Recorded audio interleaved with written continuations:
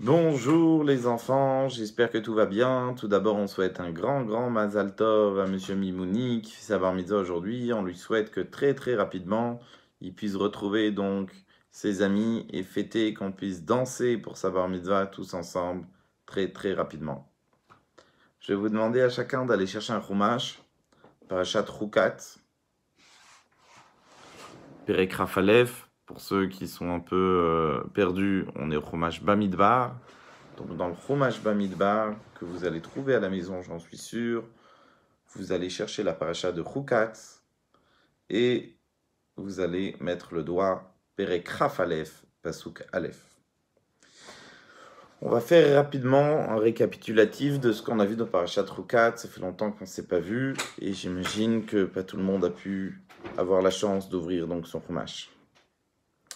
Au début de Parashat Chukat, on avait parlé de la paradouma, de la vache rousse, le rituel, comment se rendre pur avec la vache rousse, qui était donc Chukat Torah, la loi de la Torah, et c'est quelque chose qu'on ne peut pas comprendre, qui est au-dessus de notre logique. Ensuite, nous avons parlé du décès de Myriam. Myriam va mourir, et comme nous savons, Myriam a porté une bracha au Bnei Israël. Quelle était la bracha que Myriam a portée?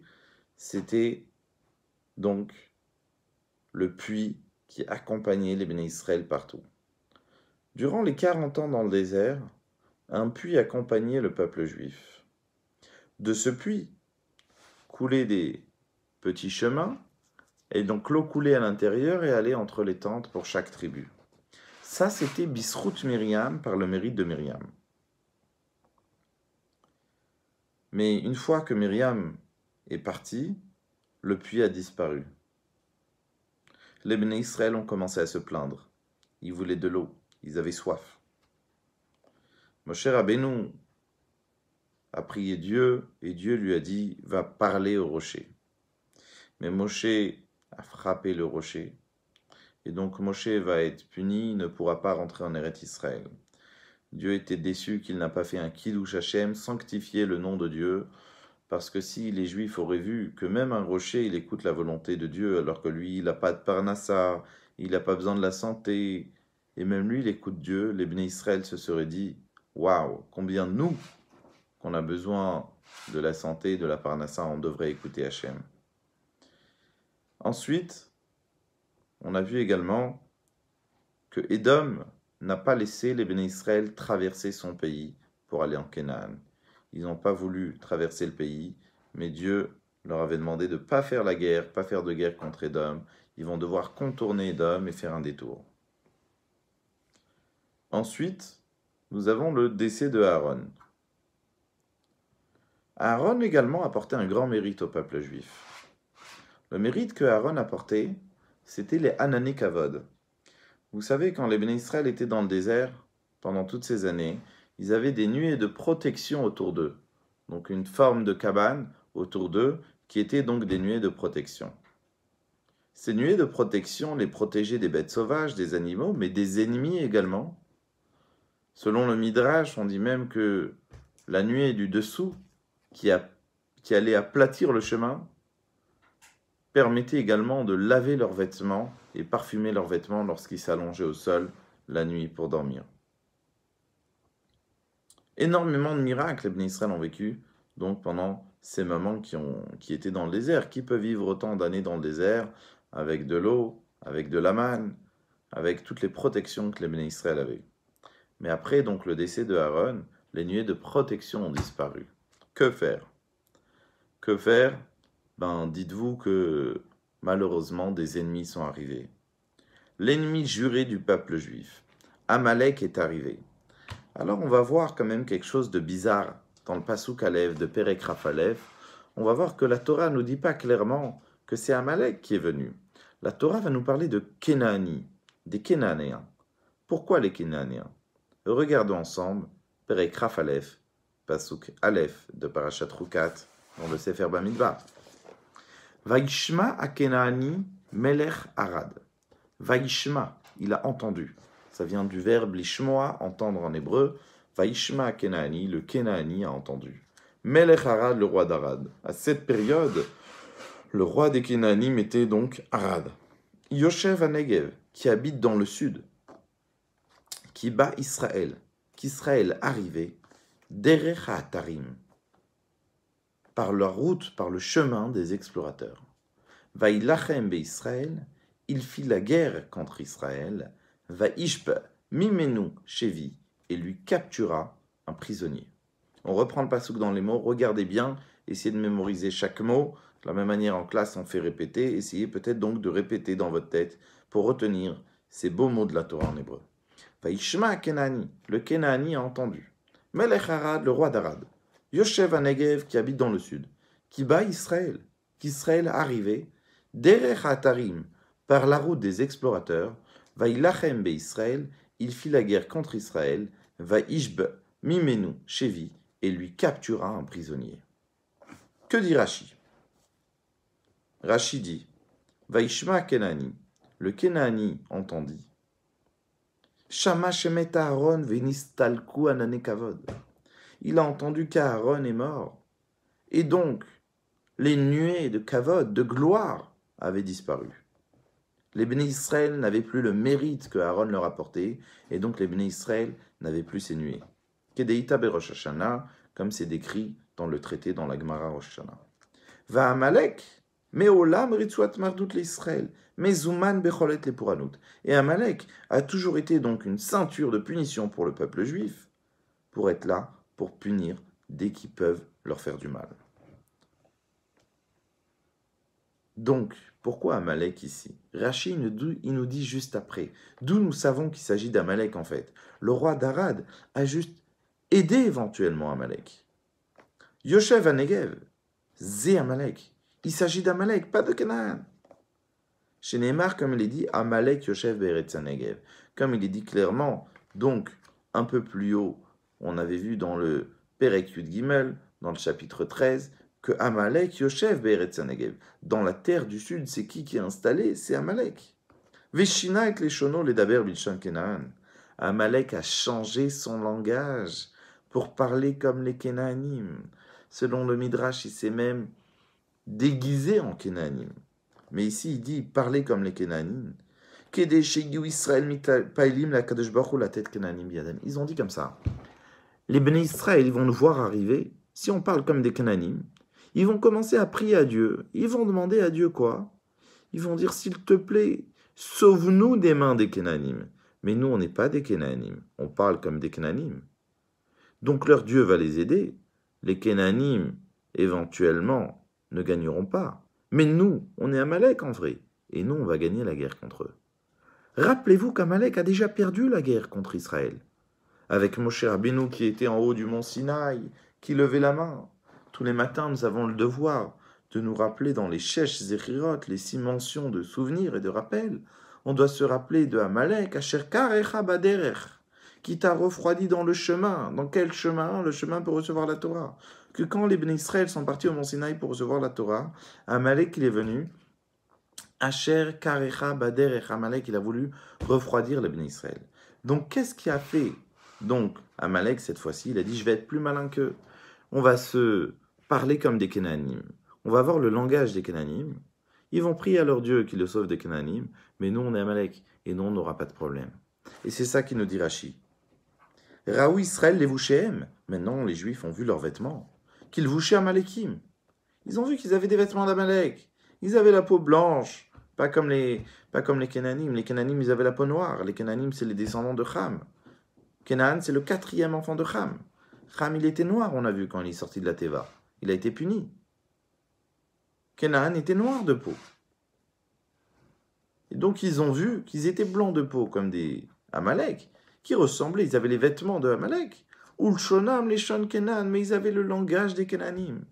Amrou, qu'est-ce qu'ils ont dit? Les Béné Israël, ils ont été plus malins. Quand les Béné Israël, ils ont vu que c'était louche, quand les Béné Israël, ils ont vu qu'au final, ils avaient le visage de Amalek. Ils avaient des vêtements de Amalek. Mais ils parlaient comme Kenaan. Ils ont dit, mais attends, oh là là, mais qu'est-ce qui se passe? Il y a un problème. Regarde ce qu'on va faire. On va prier à Dieu qui nous sauve de ce peuple. Ils n'ont pas dit qu'ils nous sauvent de Canaan. Parce qu'ils ne savaient pas c'était Canaan. Ils n'ont pas dit qu'ils nous sauvent de Amalek. Ils avaient un doute. Donc qu'est-ce qu'ils ont dit? Imnaton titen et ta'am azé beyadi. Si tu me donnes ce peuple dans les mains, c'est ce qu'on va voir dans quelques psukim.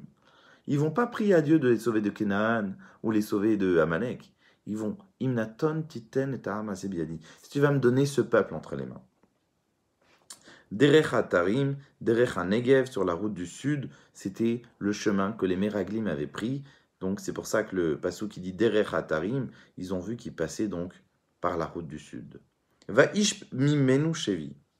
Ils ont réussi à capturer un prisonnier. En fait, aucun juif a pu mourir dans cette guerre. La seule chose qu'ils ont réussi à faire, c'était de capturer une servante. Ils ont réussi à capturer une servante qui se trouvait dans le peuple juif. Donc, regardons le passouk suivant. Quand il est béni Israël, il voit ça. Bien sûr, il prie à Dieu qui vont les sauver du peuple. Mais les enfants, qu'est-ce qui se passe quand on est en période de guerre? Qu'est-ce qui se passe? Nous, on n'est pas comme le président qui dit « Nous sommes en guerre, nous sommes en guerre ». Nous, qu'est-ce qui se passe?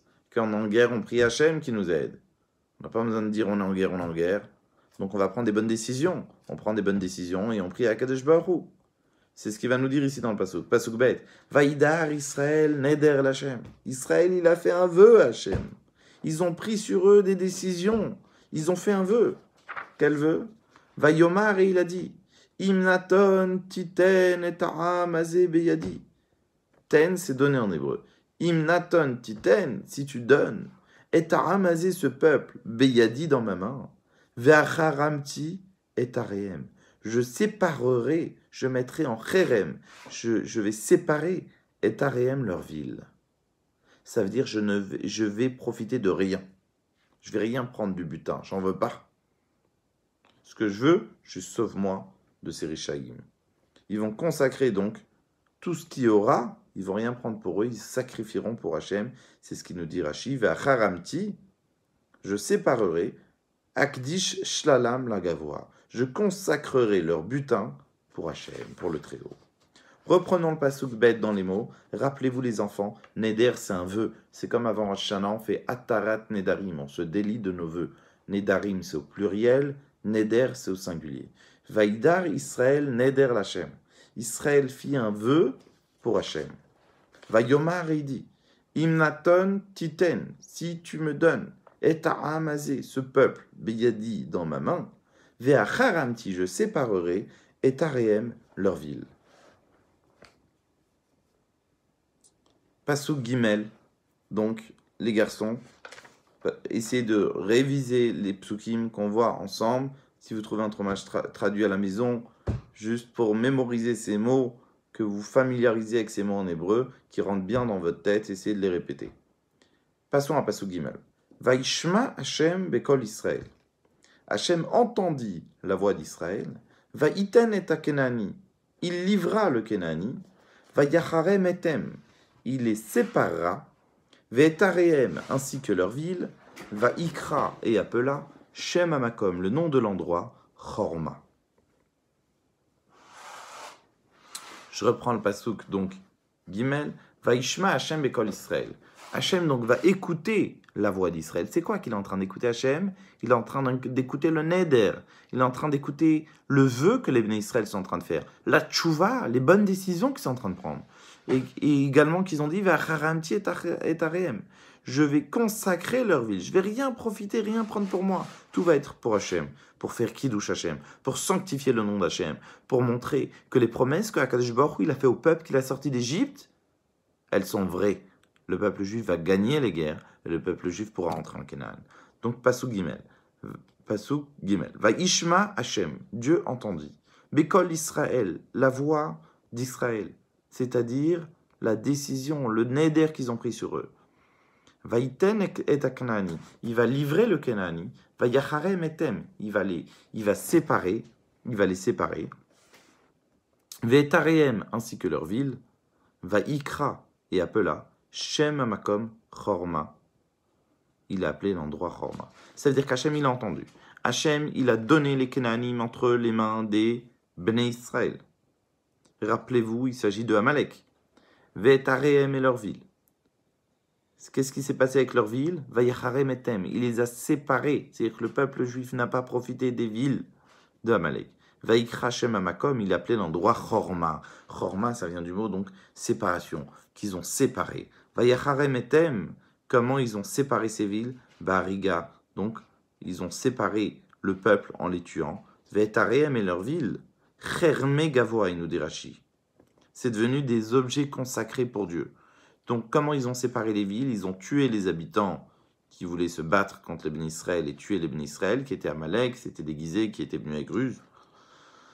Taréem et leur ville, Cherme Gavoa, ça veut dire quoi? Qu'ils ont séparé leur ville. Donc, comme il nous dit Rashi encore une fois, Cherme Gavoa, ils ont consacré leurs objets. Donc, Gavoa, ça veut dire pour le saint haut, pour le plus haut, pour le très haut.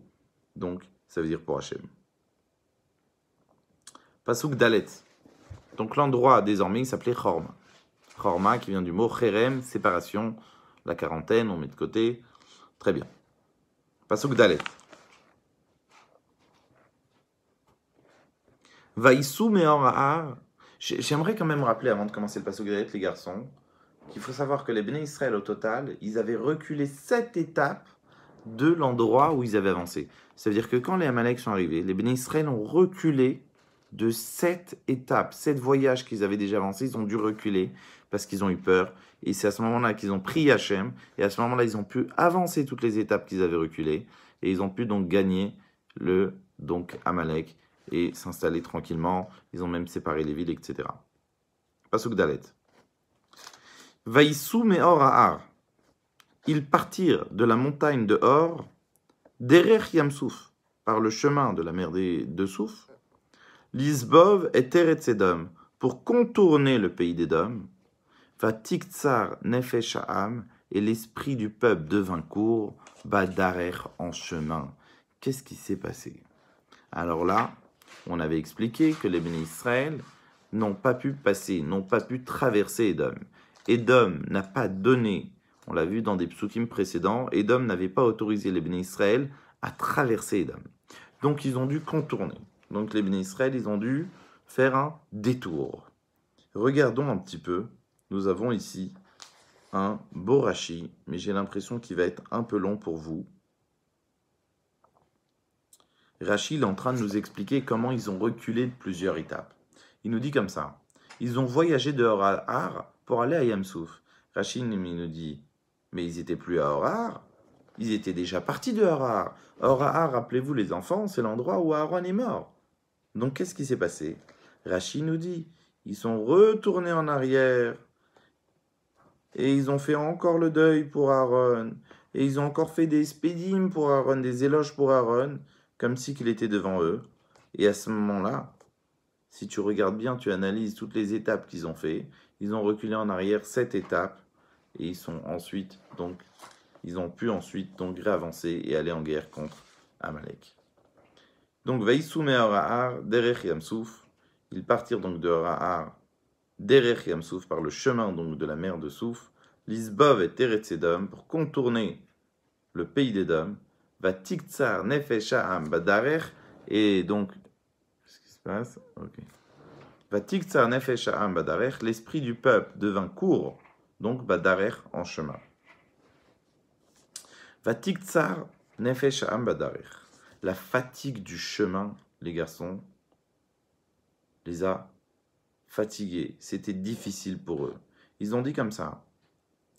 On était près de rentrer en Eretz Israël, et là on est en train de faire marche arrière. Là on est en train de reculer par rapport à la situation dans laquelle on était.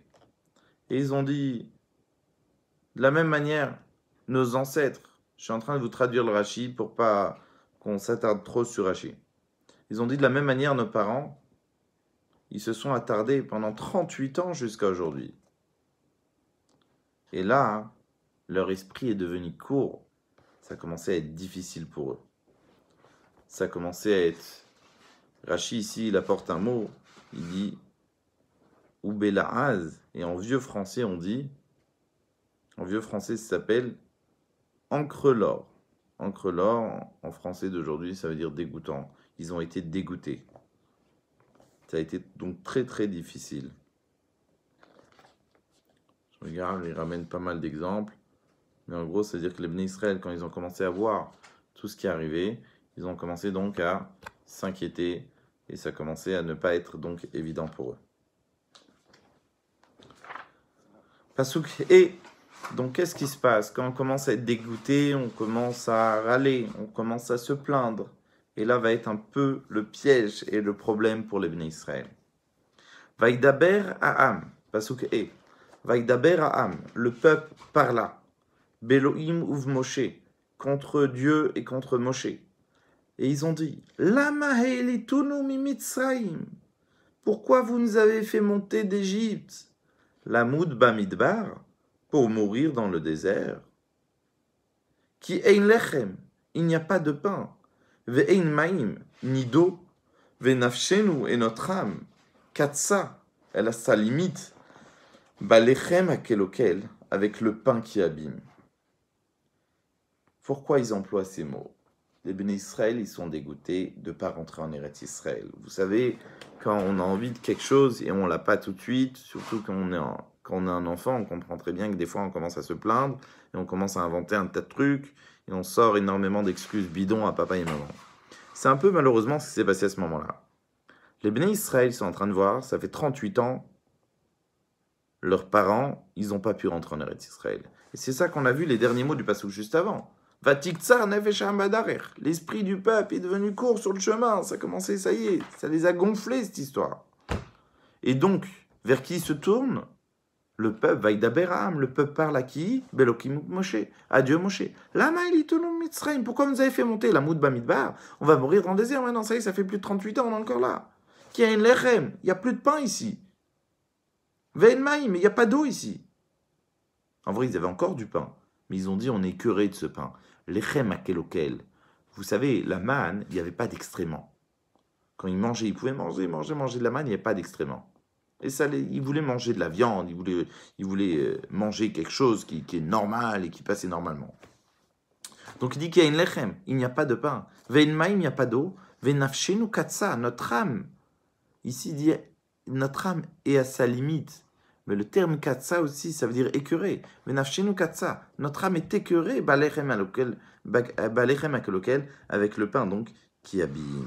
Pourquoi? Donc la manne était absorbée donc dans les membres, donc ils l'ont appelé kelokel, qui abîme. Pourquoi? Ils ont commencé à s'inquiéter. Ils ont dit, ça va finir par gonfler dans nos entrailles, étant donné qu'il n'y avait pas donc d'extréments, ils ont dit ça risque de gonfler dans nos entrailles, et donc c'est pour ça qu'ils ont dit le pain qui abîme.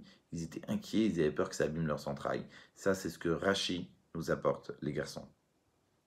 Donc imaginez-vous, avec tous les miracles qu'ils ont vus, c'était toujours pas évident quand ils sont arrivés à cette épreuve, donc de garder une émouna forte en Hachem.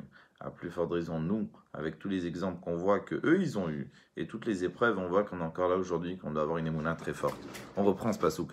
Vaïdaber Ha'am, le peuple parla, Belohim uv Moshe, contre Dieu et Moshe. Lama he'elitunu mimitzraim, pourquoi vous nous avez fait monter d'Égypte? Lamoud bamidbar, pour mourir dans le désert. Qui est une lechem, car il n'y a ni pain, ve'en maïm, ni eau. Ve'nafshenu et notre âme. Katsa est écœuré, balechem akelokel, avec le pain qui abîme. Le Midrash qui nous raconte, le Midrash il nous dit il y a une voix céleste qui est sortie à ce moment-là. Et Dieu il a dit comme ça, et on va voir d'ailleurs dans ce pasouk. Il a dit, vous savez le serpent, Rashi va le ramener, il me semble ici aussi, il leur a dit, le serpent, tout ce qui goûte, ça a le goût de la terre, ça a le goût du sable. Parce qu'il est dans la terre tout le temps. N'importe quelle chose que le serpent il va manger, ça n'a pas de goût pour lui. Il y a la terre toujours, il y a un goût de terre tout le temps. Il n'a pas un goût particulier. Il dit de la même manière. Je vous laisse voir dans Rashi. Viens, on avance, on va avancer, on le verra dans Rashi clairement. Donc, Pasuk Vav. Vaishalach Adonai ba'am et anechashim aserafim vainashechu et ha'am vayamot amrav mi-Israël. Vaishalach Hashem. Hashem envoya. Donc, comme Vaishlach, comme le verbe lishloach, envoyer, c'est un mot facile. Ba'am, dans le peuple, c'est un mot que vous connaissez. Et anechashim aserafim. Les serpents brûlants. On va voir pourquoi ces Nechashim, pourquoi ces serpents s'appellent Séraphim. C'est marrant parce que tu prends le mot Séraphim, tu t'aperçois qu'en français, serpent, Séraphim, c'est les mêmes lettres, un peu les mêmes voyelles. Vayinashechu et ha'am. Ils mordirent le peuple. Vayamot, Amrav, de nombreuses personnes moururent. Donc Vayamot, ça veut dire mourir. Amrav, donc un grand peuple, un peuple large, ça veut dire ici de nombreuses personnes. Mi-Israël, du peuple juif. Qu'est-ce qu'il dit Rashi? Et anichashim aseraphim. Chez Sorfim et Adam, be'eres shinehem. Ils brûlent l'homme par le venin de leurs dents. Le Midrash va encore plus loin. Le Midrash nous dit que ces serpents-là, pourquoi ils s'appelaient séraphim? C'est pas seulement le venin il brûlait, c'est que le venin brûlait et apportait une fièvre brûlante à la personne qui se faisait mordre. C'était une fièvre qui allait donc dévorer la personne, qui pouvait et qui le tuait par la suite. Donc Vayinashechu et ha'am, regardez ce qu'il dit Rashi, ça va être intéressant. C'est ça que je voulais vous expliquer avant de commencer le pasouk. On va le voir dans les mots. Yavo Nachash, que vienne le serpent, chez Laka, qui a été frappé, à l'Otsa Diba, pour avoir dit du Lachon Hara. Les Bnei Israël ont dit du Lachon Hara, mine de rien. Ils ont dit du Lachon Hara sur qui, sur quoi? Sur la manne. Vous voyez, même sur la manne, il ne faut pas dire de Lachon Hara. Encore une fois, Yavo Nachash, que vienne le serpent, chez Laka, qui a été frappé, à l'Otsa Diba, pour avoir dit du Lachon Hara, Veipara, et lui va punir, Mimotse et Diba, ceux qui disent du Lachon Hara. Que le serpent, qui a été puni pour avoir dit du Lachon Hara, dans l'histoire de Adam et Chava, c'est qui a fait fauter Chava à Adam? C'est le serpent. Donc lui qui a dit donc des choses qu'il n'aurait pas dû dire au final, il a dit du mal. Veipara Mimotsa et Diba, il va punir ceux qui disent donc du Lachon Hara. Yavo Nachash. Deuxième chose. Yavo Nachash, que vienne le serpent. Chez Kol Aminin, que toutes les sortes, toutes les espèces, tous les aliments qu'il va manger, Nitamin Lota Amechad, ils ont un seul goût. Le serpent n'a pas plusieurs goûts dans la bouche. Imaginez-vous, les Bnei Israël, ils avaient la manne. La manne, ça avait tous les goûts qu'ils voulaient. Dites-vous, le serpent, il peut manger n'importe quoi, ça a toujours le même goût. Il n'a pas le goût. Veipara, qu'ils punissent, Mikfouye Tova, qu'ils punissent les ingrats. Chez Davar Echad Mishtanelaem les Kamamatamim, que eux, ils ont une nourriture qui se change en plusieurs goûts. Ils pouvaient avoir tous les goûts qu'ils voulaient. Donc le serpent, lui, il n'a pas de goût du tout. Lui, il va venir, il va punir ceux qui, avec un aliment, ils ont tous les goûts qu'ils veulent. Vous comprenez maintenant le lien entre le serpent, la punition du serpent, et donc le comportement que les Béné Israël ont eu. Retenez-le bien, ça va être dans les questions à la fin. Donc, c'est la catastrophe. On vit aujourd'hui une épidémie. Eux, ils étaient en train de vivre à ce moment-là une épidémie. Il y avait des serpents de partout qui venaient, qui mordaient. Il y avait des gens qui mouraient. Donc Dieu, il a envoyé donc le serpent. On revoit ce pasouk. Vaishalach Hashem, Hashem envoya. Pasouk Vav. Ba'am dans le peuple. Et anichashim aseraphim. Les serpents brûlants. Vainashechu et ha'am. Ils mordirent le peuple. Vayamot Amrav, de nombreuses personnes moururent, mi-Israël, du peuple juif. Pasuk Zayin. Vayavo Ha'am, El Moshe. Le peuple vint vers Moshe. Vayomru, et ils dirent, Chatanu, nous avons fauté. Qui dit Barnu, car nous avons parlé. Bachem Vavar, contre Hachem et contre toi. Itpalel el Hashem. Prie pour Hashem. Veyasser ma'alenu. Qu'il retire de nous. Et anachash, le serpent. Veitpalel Moshe be'adaham. Et Moshe parla, donc, en faveur du peuple, pour le bien du Ham Israël. Je reprends le pasuk Zayin, qui est un peu long. Vayavo ha'am.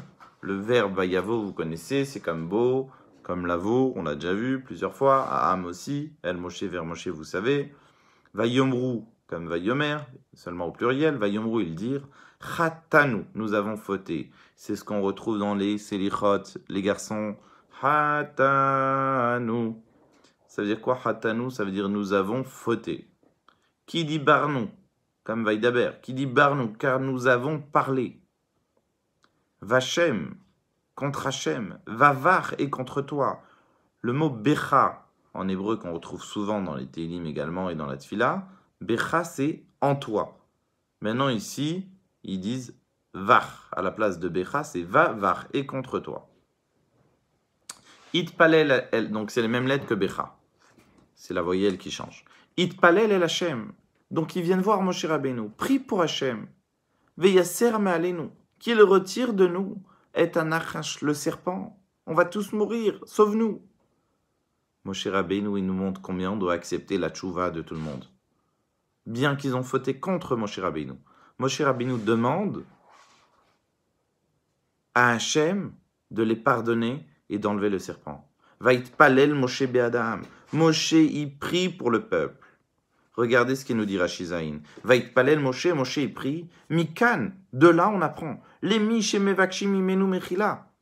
Que celui à qui on demande pardon, sheloye arzari, qui soit pas cruel, milimchol, de pardonner. De là on apprend que quand quelqu'un vient nous demander mechila, quand quelqu'un vient nous demander pardon, on doit accepter son pardon. Très bien. Donc, je répète rapidement. Vayavo Aham, je reprends le pasuk Zayin avant de commencer le chet. Vayavo Aham, le peuple vint, El Moshe vers Moshe. Vayomru, ils dirent, Chatanu, nous avons fauté. Qui dit Barnou, car nous avons parlé. Vachem contre Hachem, Vavar et contre toi. Itpalel el Hachem. Prie à Hachem, Veyaser me'alenu, qu'il retire de nous. Et anachash, le serpent. Vaitpalel Moshe. Moshe pria, Be'adaham, en faveur du peuple. Moshe pria pour le peuple. Pasuk Chet.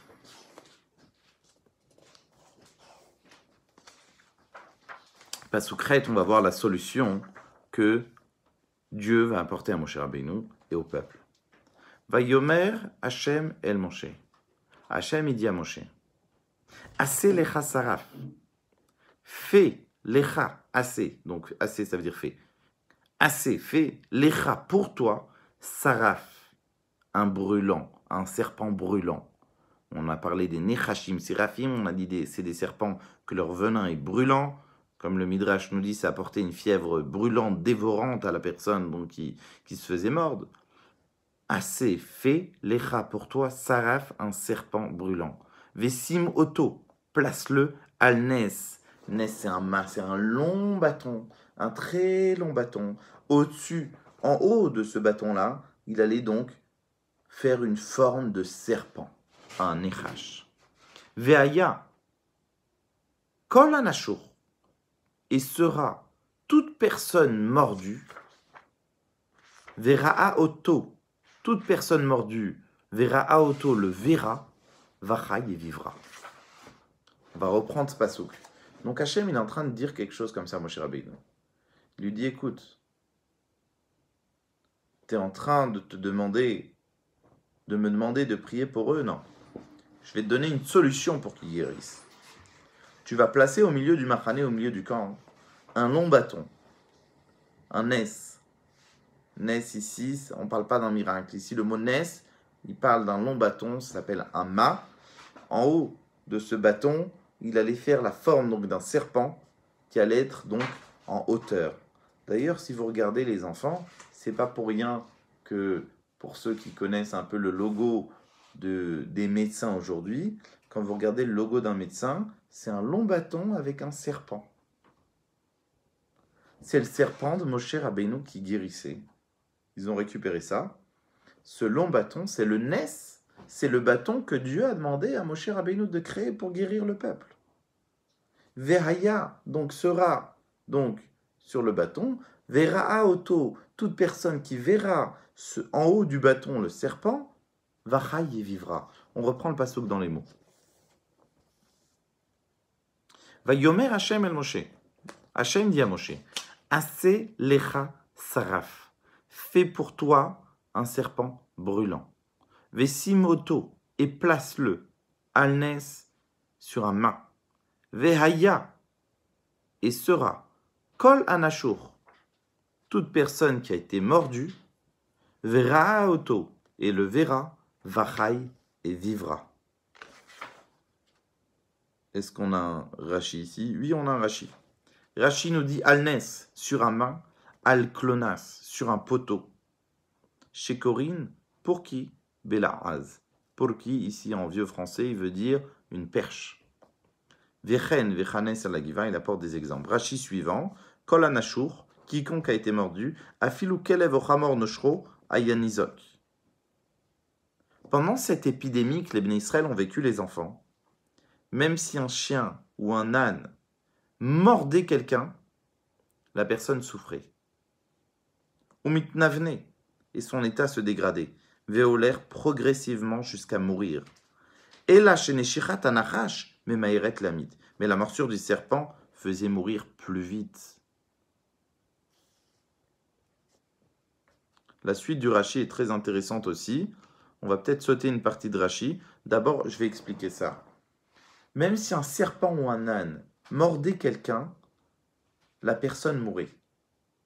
Ça prenait plus de temps que quand c'était un serpent, mais elle mourait. Et là, on peut se dire, mais c'est quand même bizarre. C'est un chien qui mord. Bon, il y avait les chiens enragés, mais un âne qui mord. Alors les enfants, dites-vous aujourd'hui, avec ce qu'on vit avec le Covid, dites-vous un animal, par exemple, qui a attrapé le virus. S'il mord quelqu'un, la personne attrape ce virus par la salive qui va toucher le sang. Donc au final, si un animal est positif au virus, il peut contaminer un humain. Ben dites-vous que peut-être ça peut aider pour comprendre, ici dans notre cas nous, que même un chien ou même un âne qui allait mordre, au final, donc la personne mourrait, ça prenait plus de temps. Rashi continue.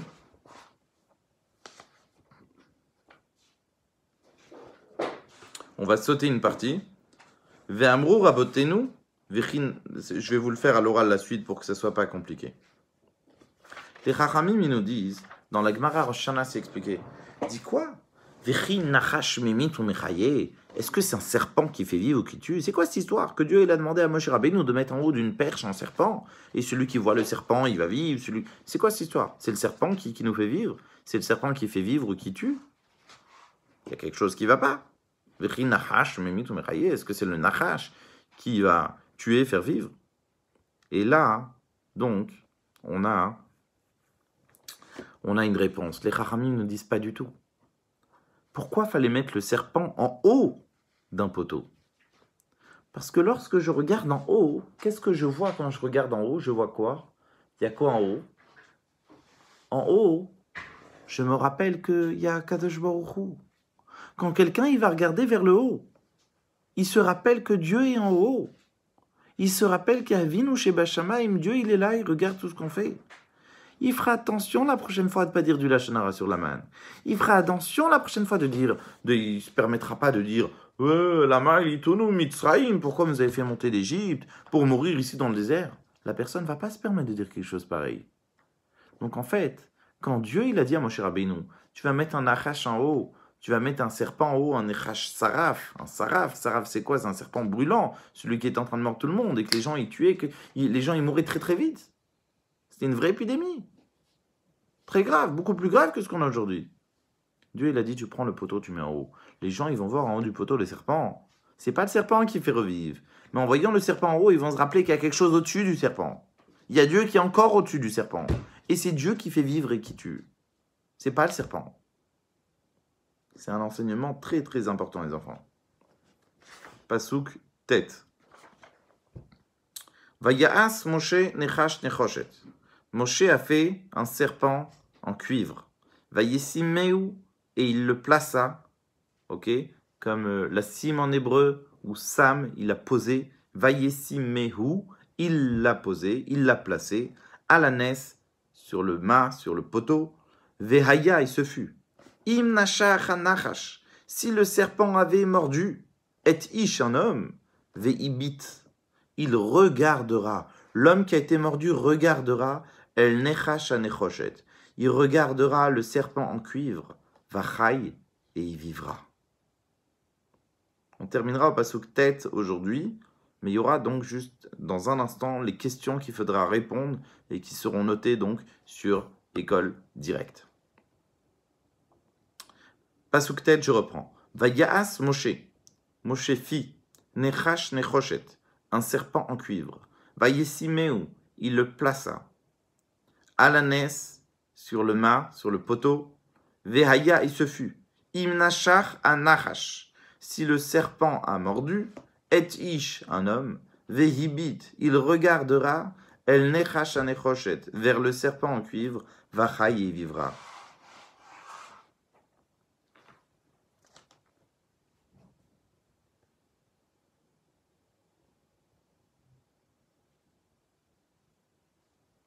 Donc, Rashi ici nous apporte une petite note. Il dit pourquoi un serpent en cuivre? Dieu lui a pas dit en cuivre. Mais Moshe Rabbeinu, il a dit Hachem l'appelle Nachash, serpent.